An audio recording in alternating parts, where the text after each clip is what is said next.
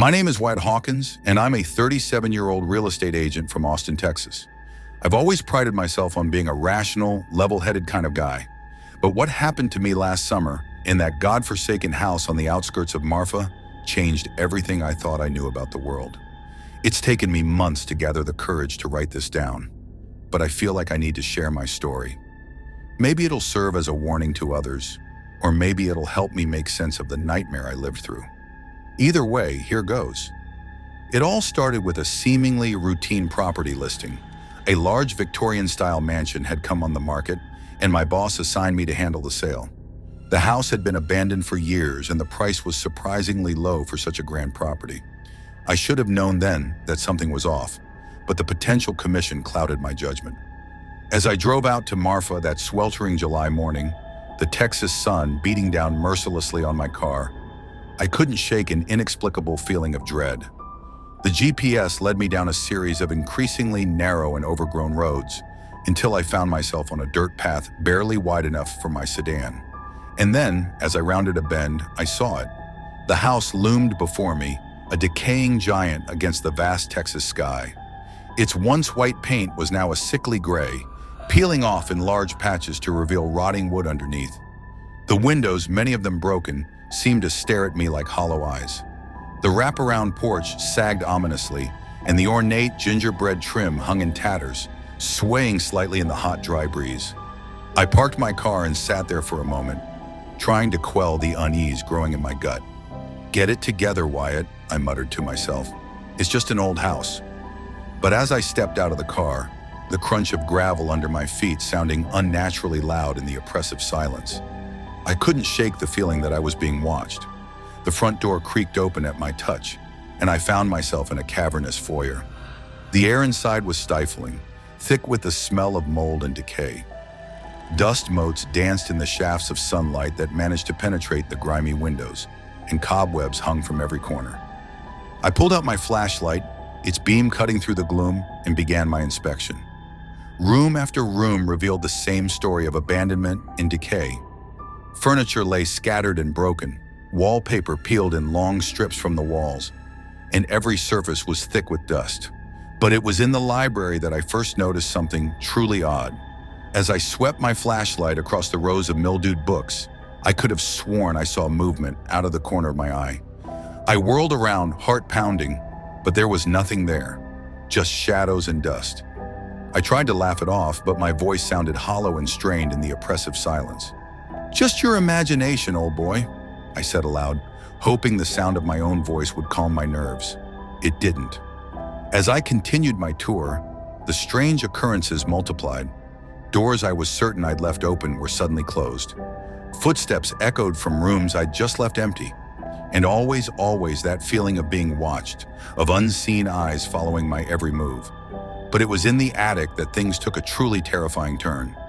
As I climbed the narrow, creaking stairs, my flashlight beam caught something that made my blood run cold. There, scratched deep into the wood of the door, were words, "Get out while you still can." I should have listened. I should have turned tail and run right then and there. But some morbid curiosity, some need to prove to myself that there was a rational explanation for everything, made me push open that door. The attic was a maze of old trunks, broken furniture, and dust-covered shapes hidden under sheets. My flashlight beam danced across the room, revealing glimpses of forgotten treasures and discarded memories. And then, in the far corner, I saw something that made my heart stop. It was a rocking chair, and it was moving, slowly, steadily, back and forth, as if someone was sitting in it. But there was no one there. I stood frozen, unable to move, unable to breathe. And then, ever so slowly, the rocking stopped. For a moment, everything was still.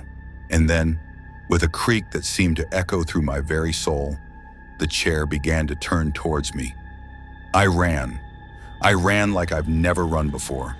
Down the stairs, through the maze of rooms, my heart pounding in my ears, my breath coming in ragged gasps.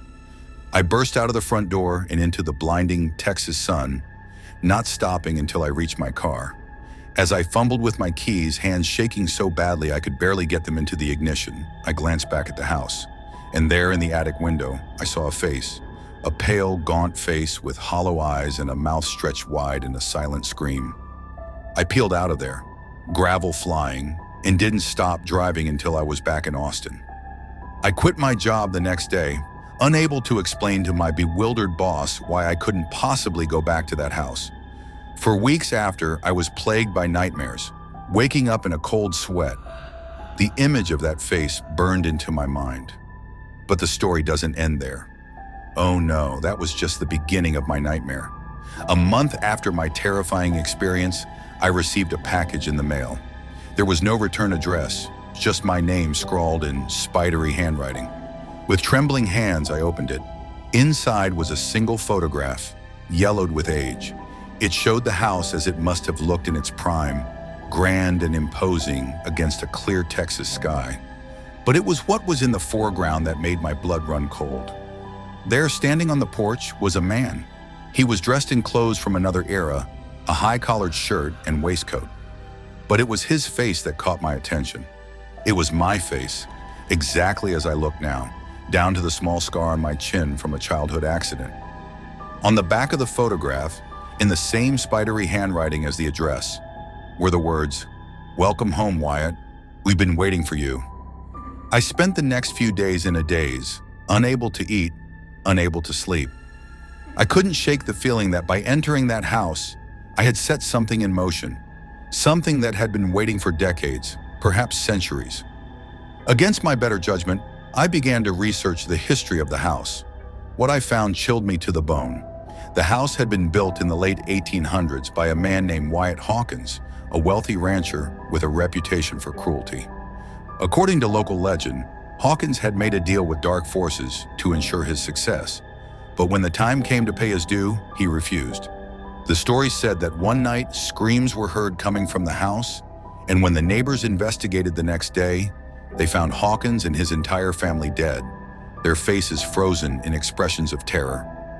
The house had passed through many owners since then, but none had stayed for long. There were stories of strange noises, of objects moving on their own, of people going missing. And now somehow I was caught up in it all. I tried to tell myself it was all a coincidence, a sick joke perhaps, but deep down, I knew better. I could feel it in my bones, in the chill that ran down my spine every time I thought of that house. Whatever was in there, whatever had been waiting all these years, it wanted me. Weeks passed, and I tried to put it all behind me.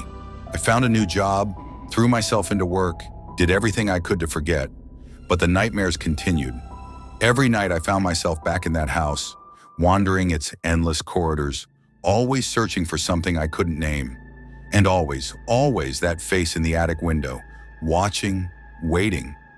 Then came the phone calls. They always came in the dead of night, jolting me awake from my fitful sleep. At first there was nothing but static on the line, but then I began to hear things. Whispers, too faint to make out, the creaking of that rocking chair, and sometimes, just sometimes, a voice that sounded terrifyingly like my own, saying over and over, "Come home, Wyatt, come home." I changed my number, but it didn't help. The calls kept coming, now to my cell phone, to my work phone. I couldn't escape them. And then one night, as I sat in my darkened apartment, jumping at every shadow, my phone rang. With a trembling hand, I answered it. And this time, the voice on the other end was clear as day. "It's time, Wyatt," it said, in a voice that was mine but not mine. "We're waiting for you." In that moment, I knew what I had to do. I knew that running was futile, that this thing, whatever it was, would find me wherever I went. There was only one way to end this. I had to go back to the house.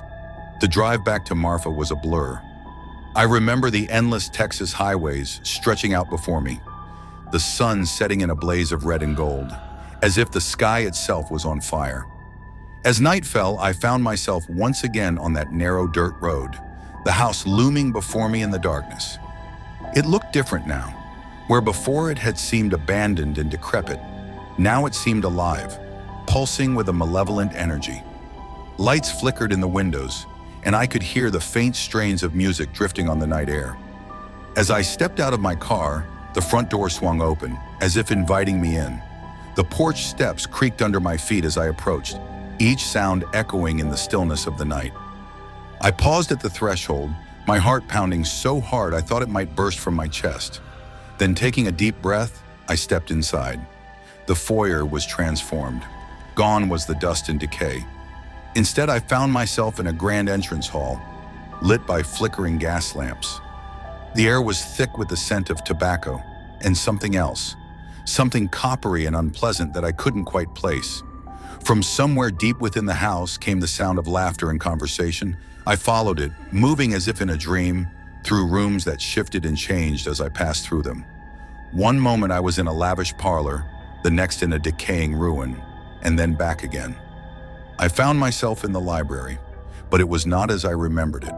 The shelves were filled with pristine books, and a fire crackled merrily in the fireplace. And there, in the center of the room, was the man from the photograph, my doppelganger, Wyatt Hawkins. He turned to me with a smile that didn't reach his eyes. "Welcome home," he said, his voice exactly like mine. "We've been expecting you." As he spoke, the room seemed to shift and warp around us. The warm glow of the fire turned to a sickly green, and shadows danced on the walls, taking on monstrous shapes. The books on the shelves began to whisper, their pages rustling with secrets too terrible to comprehend. "Who are you?" I managed to ask, my voice barely above a whisper. "What do you want from me?" Hawkins's smile widened, revealing teeth that were just a little too sharp. "Don't you know? I'm you, Wyatt. Or rather, you're me. A part of me that's been missing for a very long time."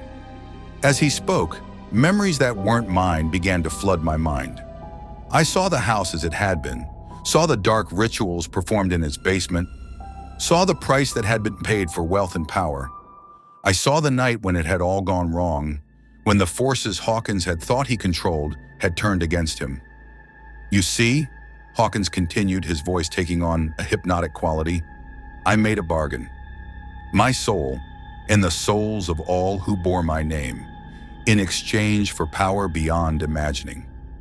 But I thought I could cheat the devil." He laughed, a sound that sent chills down my spine. I was wrong. The room was changing again, the walls melting away to reveal a vast, swirling void. I could hear screams in the distance, the agonized wails of countless souls. And through it all, Hawkins kept talking. "For over a century, I've been trapped here, neither alive nor dead. But now you're here, my descendant, my escape. I tried to run, but my feet wouldn't move. I was rooted to the spot, forced to watch as Hawkins approached me, his form shifting and changing, becoming less human with each step. "Don't fight it, Wyatt," he said, reaching out a hand that was now more claw than flesh. "Embrace your destiny, become one with us." As his hand touched my shoulder, pain exploded through my body. I felt as if I was being torn apart and put back together, my very essence unraveling. I screamed, but no sound came out. The world around me fractured, reality itself seeming to splinter and crack. And then suddenly it was over. I found myself back in the attic, standing in front of the rocking chair. But something was different. I felt powerful, ancient. I looked down at my hands and saw that they were not my own. Or rather, they were, but they were also Hawkins' hands, and the hands of countless others who had come before. I understood then what had happened. I had not escaped the curse. I had become part of it. Another link in the chain, another soul bound to this house for eternity. As this realization washed over me, I heard a car pulling up outside. Through the attic window, I saw a young couple getting out, real estate papers in hand. New potential buyers come to view the property. I felt a smile spread across my face, a smile that was not entirely my own. "Welcome," I whispered, though they couldn't hear me. "We've been waiting for you." And so the cycle begins anew. The house has claimed another Hawkins, and it hungers for more. I am trapped here, a prisoner in my own body, forced to watch as the horror unfolds again and again. To anyone who reads this, heed my warning. Stay away from the old Hawkins house on the outskirts of Marfa. No matter how tempting the price, no matter how grand it looks, do not set foot inside. For once you enter, you may never truly leave. As for me, I will remain here, a silent watcher behind the attic window, waiting for the next unwary soul to stumble into our web. And if you ever find yourself driving down a lonely Texas road and come across a grand old house that seems too good to be true, remember my story. Remember and run. Run as fast and as far as you can, because in the most haunted house in Texas, the ghosts are always hungry and the doors are always open.